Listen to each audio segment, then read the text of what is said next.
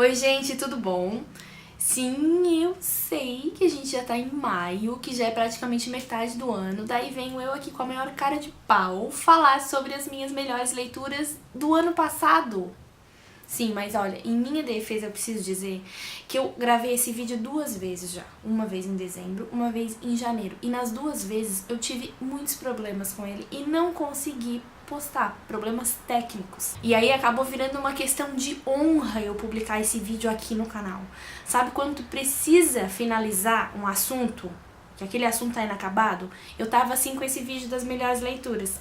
Então, se vocês aí estão assistindo esse vídeo, por favor, comemorem comigo, porque deu certo.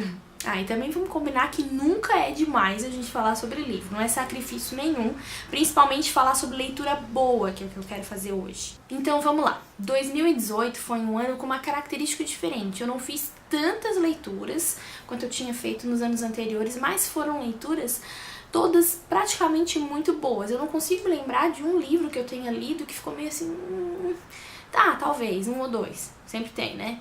Mas a maioria dessas leituras foram excelentes. Por isso que foi muito difícil fazer essa lista. Eu já aviso que eu não costumo fazer ranking, porque eu não me acho capacitada. Não me acho capaz de ficar relacionando 10º, 9º, 8º, 7º. Não consigo fazer essa diferenciação entre os livros. Agora... talvez os 3 primeiros, talvez. O primeiro, de certeza, sim, eu consigo definir qual foi a minha melhor leitura de 2018. Por isso que eu vou deixar ela por último. Vamos lá, vamos começar então. Contato, do Carl Sagan. Esse aqui foi um livro que eu li ainda em janeiro, nas férias, e me deu uma ideia de que seria um ano realmente muito promissor, porque foi uma leitura muito boa. Esse livro conta a história da Ellie.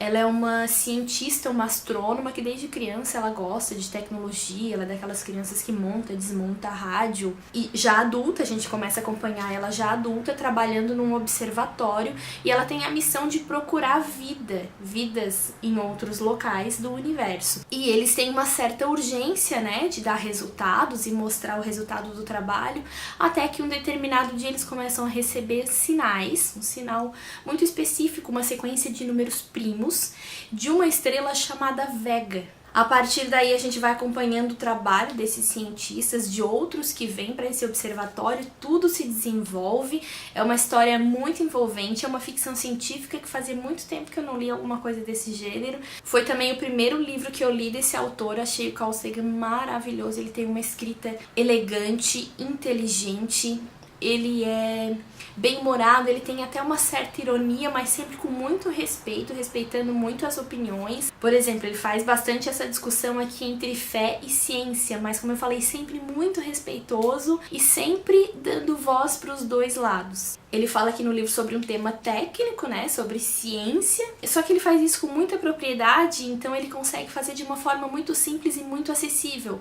Não tem absolutamente nada que a gente não consiga entender nesse livro. Esse livro aqui especificamente já tem vídeo aqui no canal, eu já fiz uma resenha para ele, eu vou deixar o link aqui embaixo. Mas nem todos os livros que eu mostrar aqui nesse vídeo vão ter uma resenha específica para eles. Talvez eu vá colocando isso em dia aos poucos e aí eu vou colocando os links aqui embaixo, tá certo? Segundo livro dessa listinha de melhores de 2018... A Casa dos Espíritos, da Isabel Allende. Eu já conhecia um pouquinho dessa história, claro que o livro é muito mais abrangente, mas a parte principal da história eu conhecia porque eu tinha assistido o filme já quando eu era criança. E eu gostei tanto desse filme que eu continuei assistindo ele várias outras vezes à medida que eu fui crescendo. Tanto é que essa história ficou bem fresquinha na minha memória. Mas, quando eu peguei esse livro aqui pra ler, confesso pra vocês que a minha primeira impressão dele foi um sentimento de muita raiva. Porque sim, se você aí já leu esse livro e já leu 100 Anos de Solidão, sabe muito bem do que eu tô falando. A impressão que dá é que ela leu várias vezes esse livro e ela descaradamente pegou várias coisas de 100 Anos de Solidão. E eu particularmente me senti muito ofendida, porque 100 Anos de Solidão é o meu livro favorito da vida. Demorou pra passar, porque esse livro é como se ele fosse dividido em 2 partes. Primeiro ela desenvolve a história da família Trueba, depois ela entra realmente no conflito ali dos anos 70 no Chile. Mas tudo bem, vamos pro livro aqui então, né? Como eu falei, ela vai contar a saga da família Trueba. Essa história começa mais ou menos ali nos anos 20 e a gente segue até por volta dos anos 70, quando iniciam os conflitos políticos no Chile. E como a gente pode perceber, não é nenhuma coincidência, né, pelo sobrenome, que ela é parente do Salvador Allende, que foi presidente do Chile e teve dentro de todo esse conflito. Já vamos chegar nele. Bom, ela fala sobre a família, mas o foco, no entanto, são as mulheres. São 3 gerações de mulheres com uma personalidade muito característica, mulheres delicadas, mais fortes e com, podemos dizer, uma espécie de clarividência. Principalmente com a primeira delas, que é a Clara. Depois da Clara a gente conhece a Blanca e depois da Blanca a gente conhece a Alba. Essa família e essa história vai se desenvolvendo à medida que o patriarca aqui dessa família vai conquistando terra, vai conquistando riqueza, vai entrando para a política, ao mesmo tempo em que vai desfazendo os laços com essas mulheres e com a família. Como eu disse, o pano de fundo é o conflito histórico e político no Chile dos anos 70, quando o então presidente Salvador Allende foi deposto, né, sofreu o golpe pela história nós conhecemos, né, pelo general Pinochet. Eu gostei muito desse livro porque ele faz parte do meu gênero favorito, que é o realismo fantástico. Ele consegue misturar realidade com fantasia. E essas mulheres de espírito forte, delicadas, sensitivas, clarividentes, é um encanto à parte desse livro. A escrita dela é muito gostosa de acompanhar, uma das melhores leituras do ano passado, com certeza. Depois veio então Stephen King, e se ele já é bom, dando sustinhos e medos na gente, imagina falando sobre a escrita. É um livro riquíssimo que ele conta todo o processo de iniciação dele na escrita, desde a infância, como foi que ele começou a escrever, desenvolver a criatividade, como é que ele foi indo para esse caminho do suspense e do terror. Não é uma biografia, mas a gente acompanha praticamente toda a vida do Stephen King, mas sempre nesse foco, com o processo criativo e o processo da escrita dele. É um livro que, para quem escreve, para quem trabalha com escrita, é essencial, para quem quer escrever o seu livro ou para quem simplesmente trabalha, tem isso como seu ofício. E mesmo para quem não trabalha com a escrita, é um livro imperdível porque ele é divertido, ele é curioso. É um livro cheio de liçõezinhas que podem ser aplicadas em várias áreas da vida da gente. É um livro maravilhoso, maravilhoso. Eu sei que eu quero ler ele várias e várias outras vezes. Continuando, eu sei que eu tinha dito 10 livros, mas eu dei uma roubadinha aí, porque um desses é uma trilogia, só que eu coloquei eles num pacotão só, então eu tô considerando que é a trilogia do Bernard Cornwell, As Crônicas de Arthur. Eu não tenho eles aqui comigo, mas eu vou botar a imagem em algum lugar aqui da tela, porque eu li eles no Kindle Unlimited. Eu nunca tinha lido Bernard Cornwell, eu achei ele fantástico, que leitura boa de se fazer. São 3 livros grandes, mas que a gente consegue ler num tapa. Eu acho que eu nunca vou esquecer essa história. Eu já gostava muito das histórias do Rei Arthur, da Távola Redonda, enfim. Mas me marcou ainda mais essa história depois da leitura dessa trilogia. Eu nunca vou esquecer, e eu acho que eu nunca vou esquecer o Derfel. Um dos melhores personagens que eu já encontrei na minha vida. Que pessoa maravilhosa, que homem bonito em todos os sentidos, que cavalheiro, que tudo. Se eu tivesse que ter um crush literário, não tenho, porque eu sou uma mulher casada, mas se eu tivesse que ter, seria o Derfel.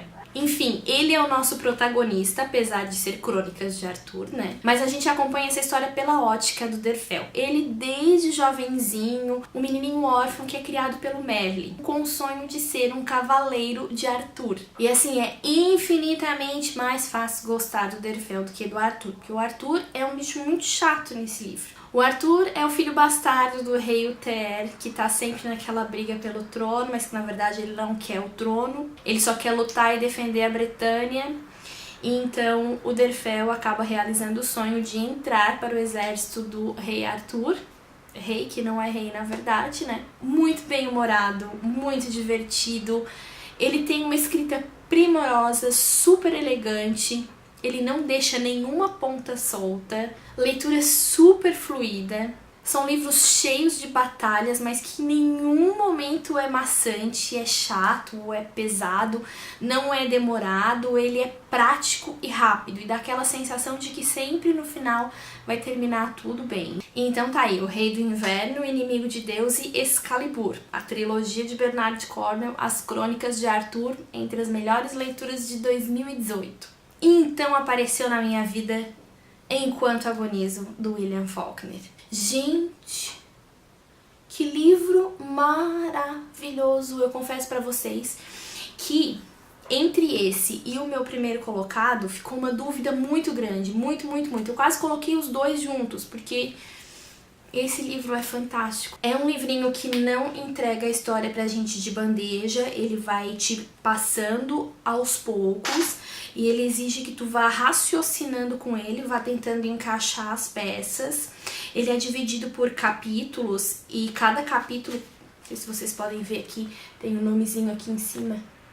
Aí dá pra ver quem é o personagem que tá narrando aquele capítulo, então ele não é uma história linear. Ela vai sendo contada, né, e daqui a pouco vem uma informação que se encaixa com aquilo que tá lá na frente.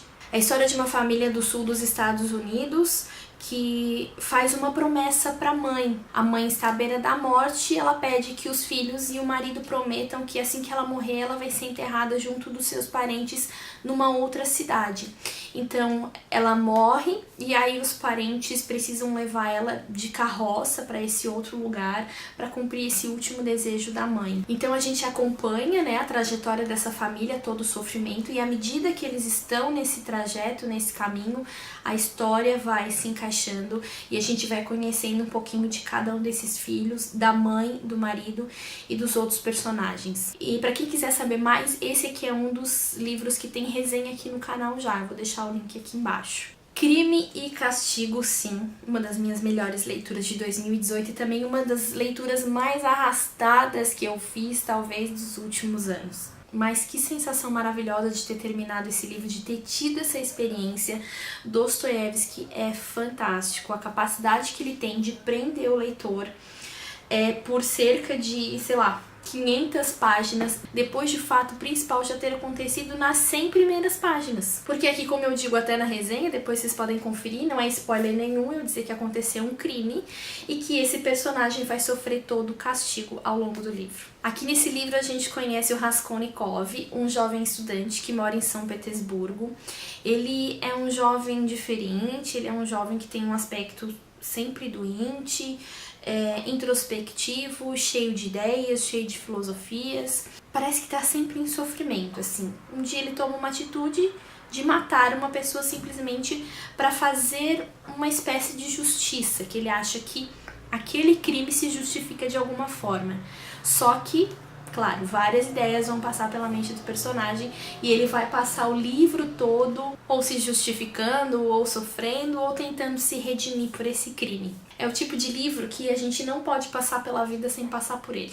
E então eu cheguei na Revolução dos Bichos do George Orwell e eu pensei logo em seguida, assim que eu terminei a leitura, por que é que eu não li esse livro antes? Tamanho não é documento, né? E ele é de uma profundidade, de uma força gigantesca. Ele começa com uma historinha despretensiosa sobre os animais que vivem numa fazenda, a fazenda do Sr. Jones. E um belo dia eles estão insatisfeitos, né, com o trabalho que eles realizam e muitas vezes acabam virando comida na mesa dos patrões. Então, insatisfeitos, né, com a forma com que eles vivem, eles acabam se rebelando. Isso começa com os porcos e vai passando para os demais bichos da fazenda até que todos eles estão envolvidos nessa grande revolução. E a revolução desses bichos ganha uma força tão grande que eles acabam expulsando os donos da fazenda. E agora que eles são os donos, a gente vai ver como eles se comportam. Apesar desse enredo simples e aparentemente inocente, esse é um livro, como eu falei, muito profundo e ele é, na verdade, uma grande crítica social, uma crítica a todo e qualquer tipo de regime totalitário e a toda e qualquer dominação, independente de para qual lado ela seja. É uma leitura que tem que ser feita, em algum momento da sua vida ela tem que ser feita. Então, Leiam, leiam, leiam A Revolução dos Bichos. E não tinha como ser diferente, ele tá nas minhas melhores leituras do ano passado. E já chegando perto do final do ano, eu me deparei com essa coisinha fofa aqui chamada O Carteiro e o Poeta. Da mesma forma que A Casa dos Espíritos, eu já conhecia essa história porque tem um filme bem antigo. E eu tinha assistido quando eu era criança e eu também gostei muito desse filme. E da mesma forma que A Casa dos Espíritos, ela também se passa em meio àqueles conflitos políticos do Chile dos anos 70. Aqui a gente conhece o Mário. O Mário é filho de um pescador muito simples que ele acaba carregando essa obrigação de ter que ser um pescador também. Só que não é isso que ele quer pra vida dele. Então ele é tido meio como vadio, vagabundo, que não quer trabalhar, não quer fazer nada. E um belo dia ele acaba vendo um anúncio no correio dizendo que eles estão precisando de um entregador, mas é diferente, ele vai fazer entregas para uma única pessoa que mora numa localidade mais afastada. E ele acaba descobrindo que essa pessoa é o Pablo Neruda, o poeta. Ele fica, claro, muito curioso com tudo aquilo ali, mas ele acaba aceitando o trabalho e fazendo o trabalho dele bem tranquilo, com aquele certo distanciamento. Ele vê o poeta, entrega as cartas e sai com a sua bicicleta. Nesse meio tempo, Mário se apaixona, ele conhece uma garçonete chamada Beatriz. E aí ele se apaixona por ela, fica encantado, ela é muito bonita, só que ela é inacessível para ele, porque ele não consegue se comunicar com ela. E aí é quando ele se lembra do Pablo Neruda. Poxa, um poeta com certeza vai saber trabalhar melhor as palavras, né? E aí o Mário aqui vai fazer de tudo para começar uma amizade com o poeta para que ele possa ajudá-lo a conquistar a Beatriz. É uma história muito bonitinha, é simples, mas ela é delicada, bonita, é um livro bem humorado, muito bem escrito. Ele é muito doce, ele fala sobre amizade, sobre honestidade, sobre sinceridade e com esse pano de fundo bem interessante, como eu falei, os conflitos do Chile dos anos 70. Para os meus critérios, Carteiro e Poeta entrou facinho para as minhas melhores leituras do ano passado. Mas então, chegou um outro livro aqui em casa que me arrebatou de um jeito, que eu também só tinha ouvido falar de um filme, mas que eu nem me lembro se eu já assisti ou não, que é Tomates Verdes Fritos. Esse livro aqui quase me fez trocar as comemorações da virada do ano novo para continuar a leitura. Eu tava na praia lendo quando meu marido chegou e disse: tá, falta meia hora pra virada e tais aí lendo? Sim, estamos. Um livro leve, doce, muito bem escrito, de leitura muito rápida, fluida, que vai apresentar pra gente uma comunidade chamada Parada do Apito, lá no Alabama, nos Estados Unidos. Essa história é contada em dois momentos pra gente, 1985 e 1905. Em 1985, a gente tá numa casa de repouso com uma senhorinha que tá contando para uma amiga as suas memórias. E essas memórias começam lá em 1905, quando ela era uma menina órfã que foi adotada por uma família que morava na comunidade da Parada do Apito.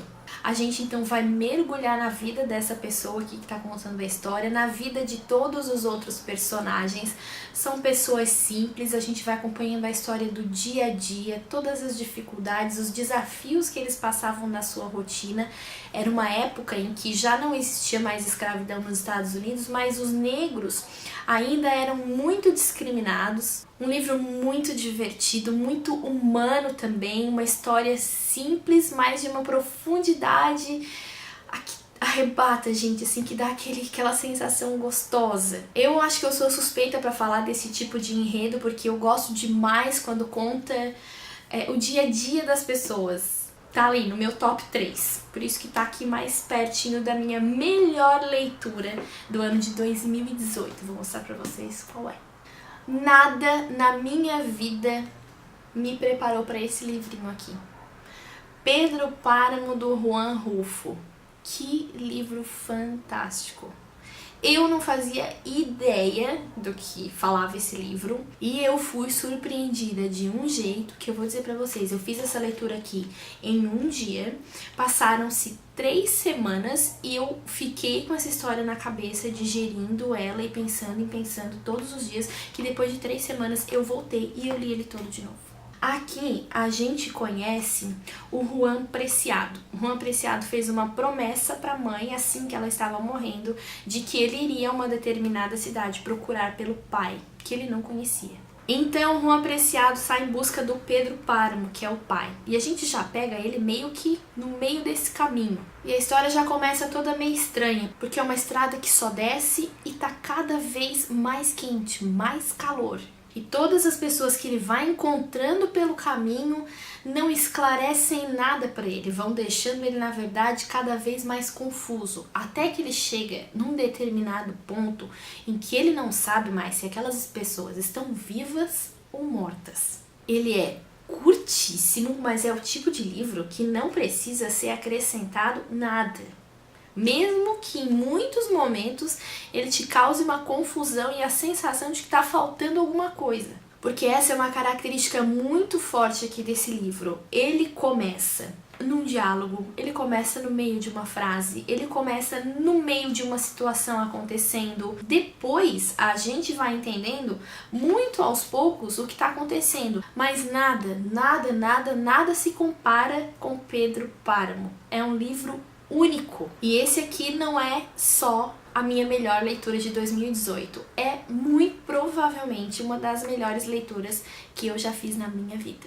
Bom, e com esse livrinho aqui, a minha pilhinha de melhores leituras aqui de 2018, eu encerro esse vídeo com a sensação de dever cumprido, com a sensação de que eu finalizei isso que eu precisava muito fazer, e com esse vídeo aqui no canal que eu acho muito importante ter esse registro.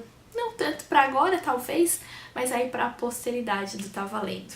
Muito obrigada pela companhia de vocês. A gente se vê nos próximos vídeos. Um beijo, tchau!